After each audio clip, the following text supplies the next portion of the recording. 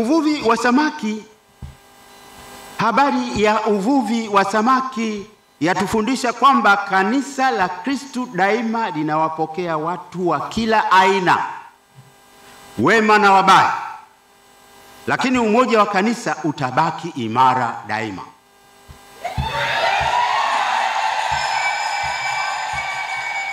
Tangu mwanzo Yesu aliwaambia wafuasi wake kwamba watakuwa wavuvi wa watu.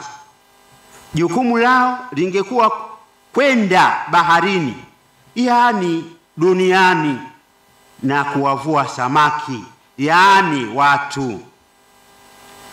Baba Askofu Musomba, hata sisi pia Wakristo ni watu wenye mapenzi mema. Baba Askofu Musomba na Wakristo wote daima, na wote wenye mapenzi mema, tujue kwamba tuna jukumu la kuwavua watu. Watu wengi wamezama kwa sababu ya ukosefu wa imani. Wapo waliozama kwenye dimbwi la mmomonyoko wa maadili.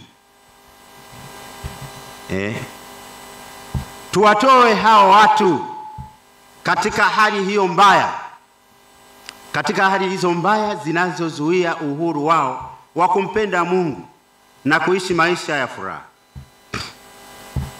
Baba Musomba, tunakuombea ili uwe mwalimu bora wa imani na maadili, uwe jasiri wa kukemea maovu na kuulinda umoja wa kanisa, kama ilivyo kauli mbiu yako inasema, ili wawe na umoja. Yohani sura 17 mstari wa 11.